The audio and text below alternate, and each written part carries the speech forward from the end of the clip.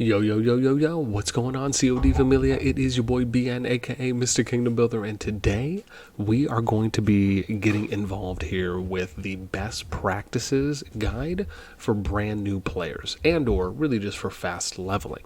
So we're going to show you how to min-max your account and be as efficient as possible, coming from a development approach, meaning that we're not going to dive too far in on the PvP side, though we will cover some topics. This is predominantly also going to be done from a free-to-play approach, meaning that if you decide to spend money, then basically just multiply or add more than what we're going to be going over today. Is in short, meaning that you'll just get farther.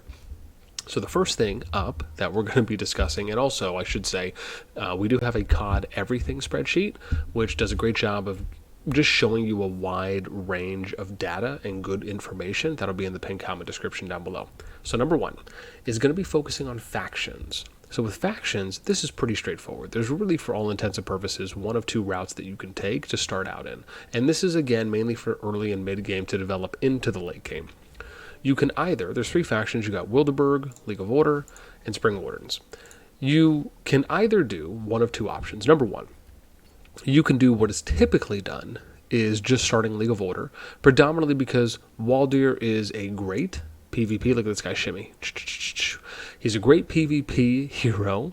Again, also comes with the 10% overall gather speed. I want to point out that the unique units and the effects that they bring are not incredibly impactful throughout the early and mid game, right? It's really more kind of mid-late to late game that you're going to really be utilizing those once you're able to start kind of maxing out your building level, getting closer to max decks as well. Then you have Spring Wardens, where you could also, this is option number two, you could start Spring Wardens, get Guanwin if you want that peacekeeping hero, kind of similar in Rock to starting off Boudica as an example. And you could do that, and then once you get to, I believe it's level 10 or 11, you'll get the Change Faction item. You could then switch over to League of Order at that point if you want, so you can keep taking advantage of the overall gather speed, or stay Spring Warden if you like. Wilderburg really isn't, again, that I would say sought after when it comes to kind of starting, right? I would argue they're a little bit more mid-late to late game, but that'll be saved for another video. Then we're going to get into number two. Number two is building upgrade order. Now, this is super easy and very straightforward. Let me preface by saying building upgrade order, in my opinion, really should be done in a min-maxed way. What this means is that you are not upgrading a lot of extra things when you don't necessarily need to, right? The priority is to get your most important buildings up to 25 as fast as you can. An example of that would be your City Hall, but specifically because you need to unlock certain things, like a Legion queue, right? So you can see here that your Legion queues, as far as the ones where you'll get increases on, is at level 4. Let's get some agua here. For you to get 2 Legion queues, then it'll be at level 11 for 3, level 17 for 4, and then level 22 for 5. And then you're going to be looking at upgrading your Alliance Center and your Academy. So in short, when your City Hall gets to its next level, the first thing you upgrade is your Alliance Center and then Academy, and then you do the prerequisites for your City Hall. The reason why you do this is because you want to always max out your Alliance Center first and get it to whatever your current City Hall level is. Why? Because you want to increase the number of helps. This is really important when you're trying to reduce the amount of time that your building and your research upgrades will take in order to get completed. Right, so the idea is the more helps you get, the time that's being reduced from the amount of time it's taking to build and or research. From here, then you're going to upgrade your Academy. And this is so you can take advantage of specific techs that we will touch on in a moment. So again, you're always looking to get your City Hall to 25 as fast as possible, and then you're upgrading those, and then once you get these 3 buildings to 25, then you can start upgrading the remainder of your buildings, right, in an order that you more or less see fit. Then we'll get to number 3, which is the Goblin Market. Now, this is pretty straightforward. I don't actually have the Goblin Market be able to be pulled up at the moment, predominantly because, again, I just haven't done enough tasks today and or usually to be able to pop it. But this works very similar to your merchant in Rock, where Again, you do a bunch of tasks, this will pop up, and it gives you 4 rows, right? You can like purchase resources, you can do speed ups, boost items, etc. When you go here, you want to try and purchase all of the items that cost resources for the most part. Now, you may opt to do specific rows first. For example, you may value speed ups more than you do regular resources, so you may consider buying those last. Again, the important part is that you are trying to max buy these as much as possible with resources, not spending gems, to be very clear. Then we get to number 4, which, as we talked about, for the academy. So let's go over how you essentially want to work on text to focus.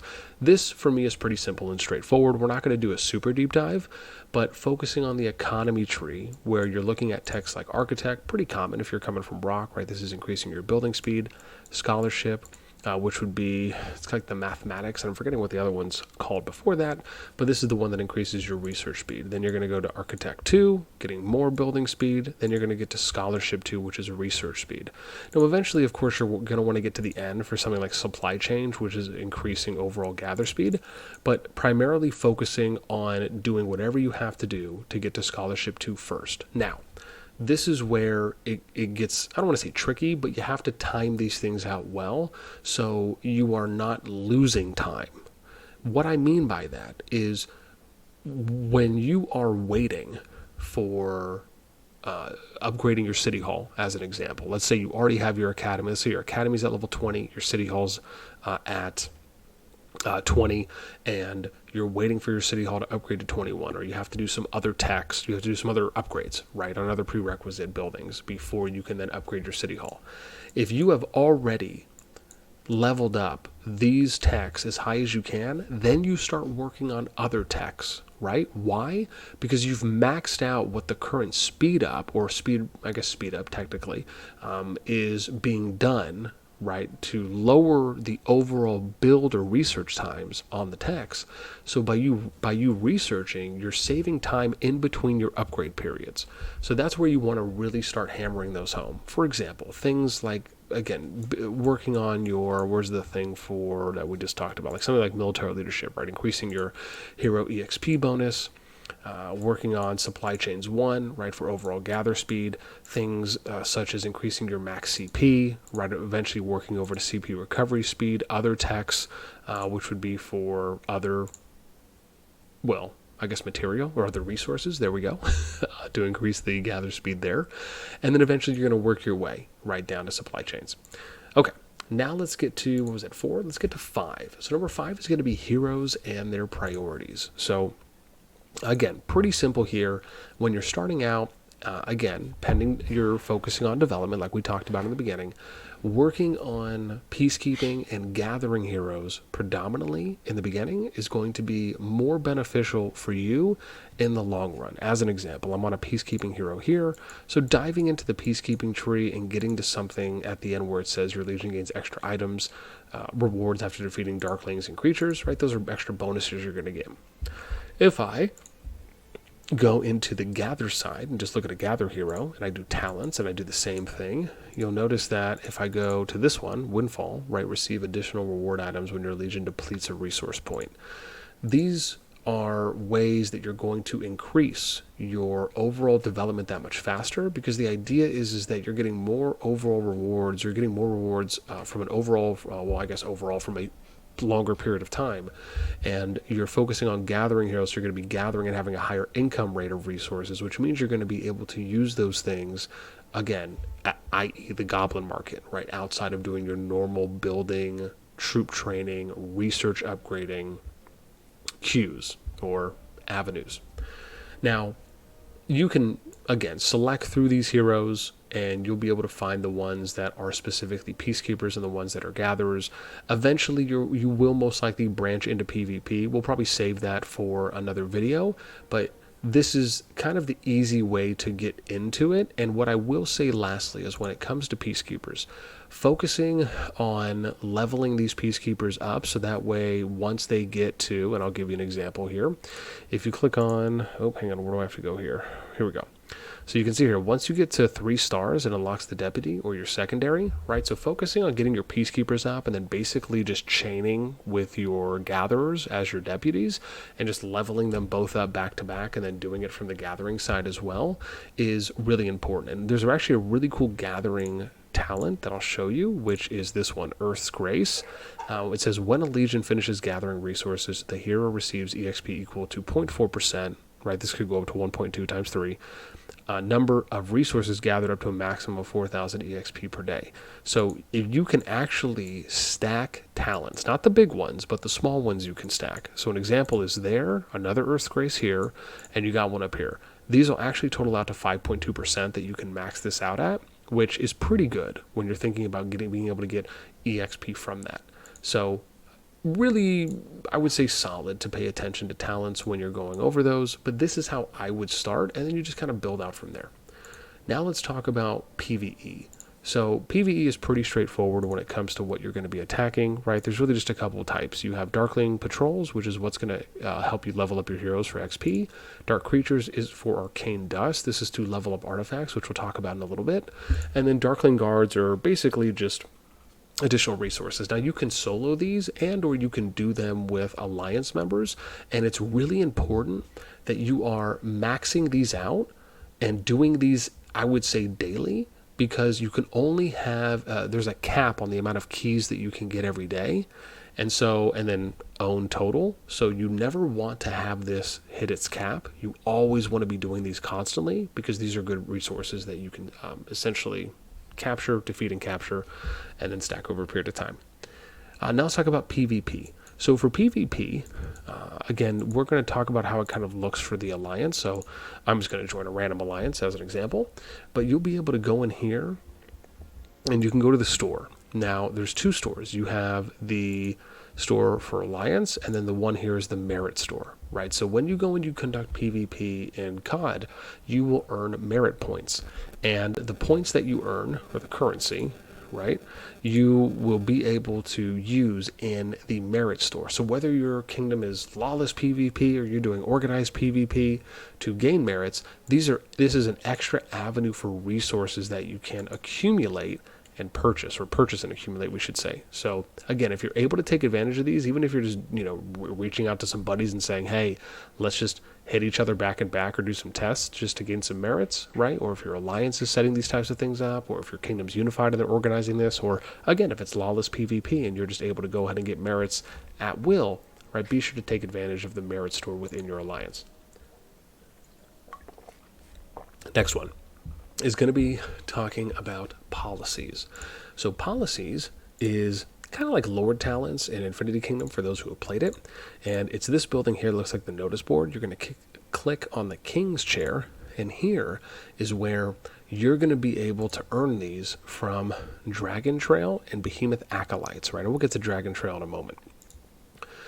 Where you're going to focus here, I recommend, is something like War Studies, which is increasing your hero XP, getting to War Studies 2. Eventually, you'll work your way to things like Military Expansion, which is increasing your Legion capacity.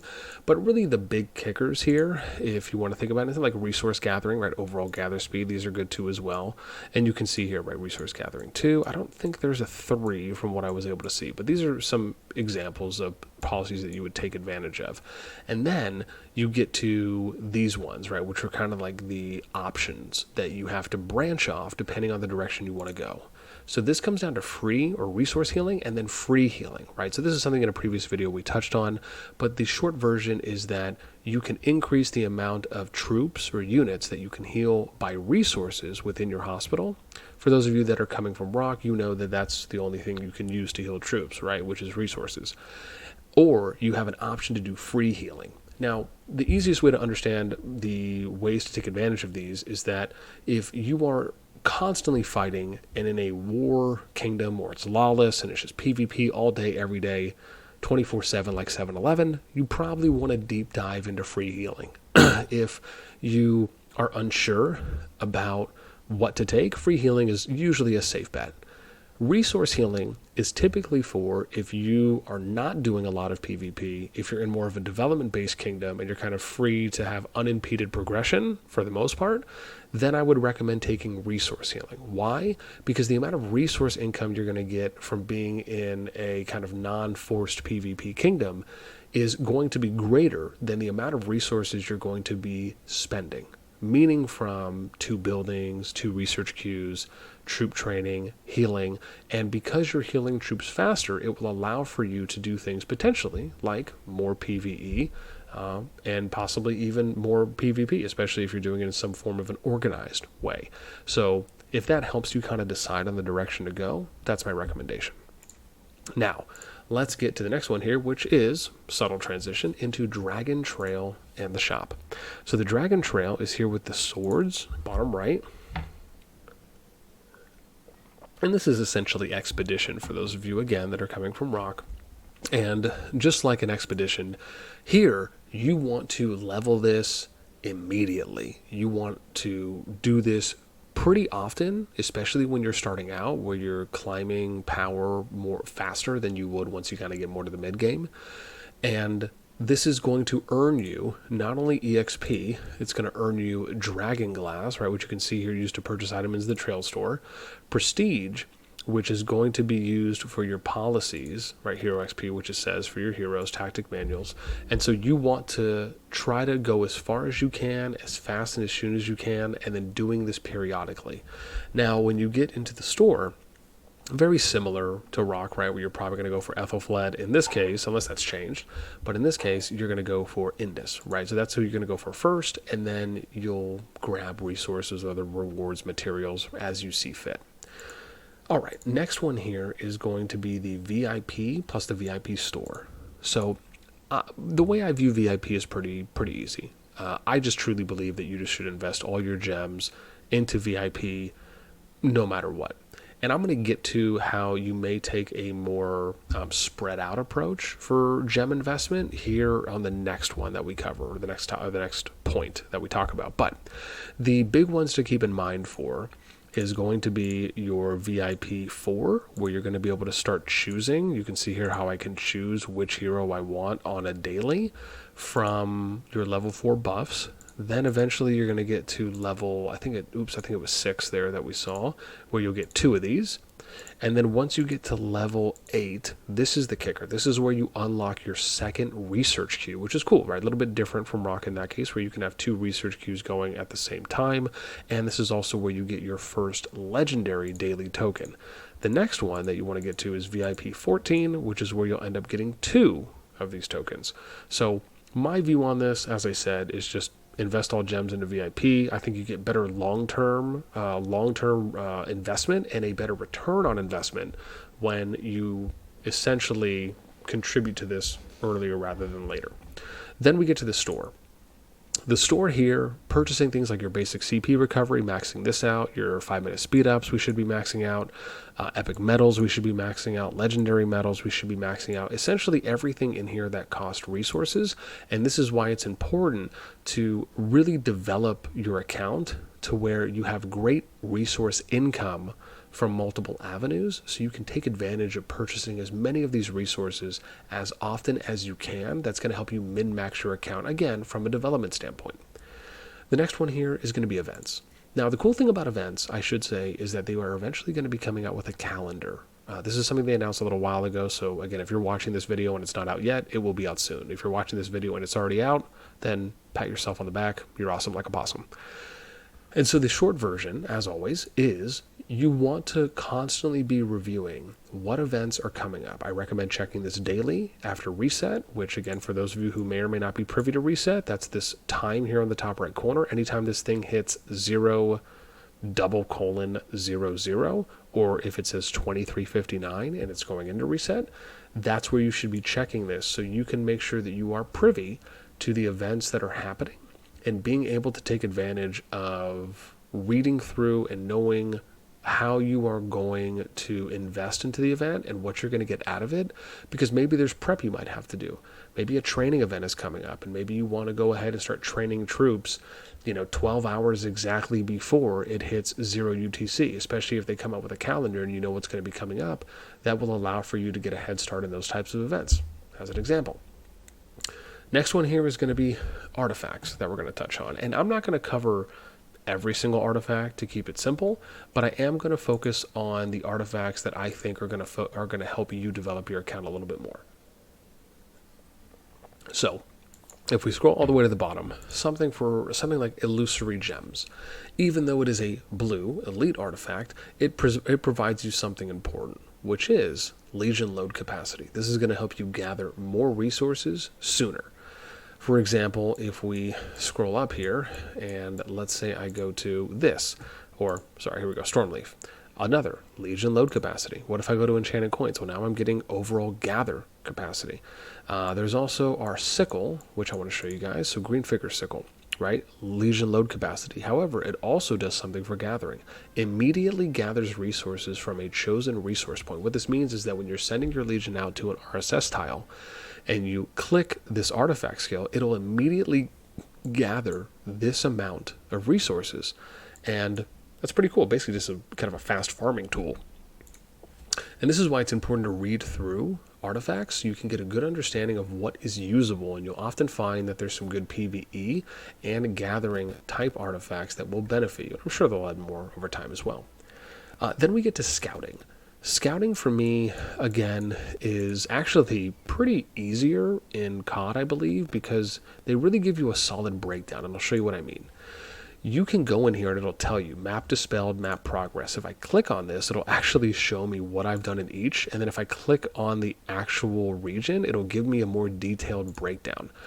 It even tells me if I want to go here and I want to find observatories, or I want to go, find all the wonders, or finish doing my villages, right? It'll take you directly to these based on what you have uncovered from unfogging.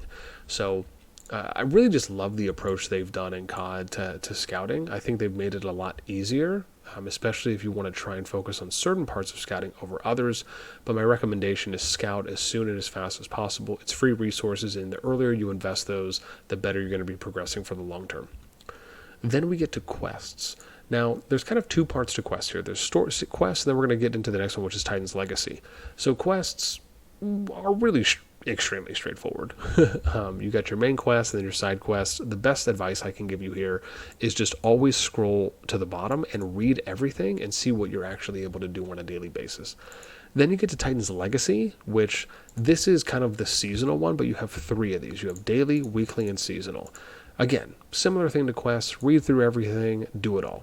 Weekly, this is where it ties in a little bit back to the VIP portion that we mentioned, which is, if you scroll down, there's a weekly one that's use 3,000 gems. So this is why I was saying there's kind of 2 approaches to using gems. You either just do an all-in investment, and anytime you get gems, you just do it right away, or you save a portion of your gems, or you don't use any of your gems, and then you use 3,000 gems a week, and again, it's a slower progression to increase VIP, but you would at least be sure to be getting 60 rune XP every single week from this, right? And the season, I believe, goes about 70 days, give or take, and typical, or I should say Titan's Legacy runs about 70 days, and a typical season in a kingdom is about 75. So it is up to you, right, on obviously what you want to approach, if you want some extra rune XP, or if you would rather be getting those passive buffs and potentially epic heroes and or legendary heroes just a little bit sooner. Now, the last thing I'm going to touch on here is going to be your situation on how you want to officially play the game and what a solo player's priority should be. Again, remember, we are focusing this from the free-to-play perspective and from you trying to efficiently progress your account as fast as possible. My recommendation is just always try to put yourself in a situation where you are able to develop in as much of an unimpeded way as possible. And this is something I've touched on in another video that I'll leave you with last as a little bit of a pro tip, or at least a pro perspective. You're always going to have a lot of outgoing resources, and the idea is to try to reduce the amount of outgoing resources as fast as humanly possible so you can kind of get to the big enjoyment parts of the game. For those of you that have played games like World of Warcraft as an example, you will know, or even before you probably started playing it, like I attempted to play it, right, I was told essentially, hey, you need to max your account out before you can really start enjoying the game. And the way I look at kingdom builders is in a similar way to that, where if you look at things like your outgoing resources that we touched on, for example, you're leveling up 2 buildings at the same time, you're researching 2 techs at the same time. If you eventually max out your buildings all at 25, you have eliminated 2 queues for outgoing resources. If you eventually max your tech out, you have now eliminated 2 queues for outgoing resources. Meaning that now you can focus all of your resource income on training and healing, right, for the most part. And this will allow for you to be a more efficient and effective fighter when you probably, truly, really invest on the PvP side. So that's my little pro perspective tip at the end. That is actually going to do it for me. I want to hear your thoughts. Let me know what you guys think about this. Did it help you? Did you know some of these things? Do you feel like you're going to be able to get off to a better start? And we'll end up doing a more advanced version of this down the road. But for those of you that are just starting out or looking at how you can be as efficient as humanly possible, hope we did a good job for you. And that, as always, for me, is until next time, I will catch you later.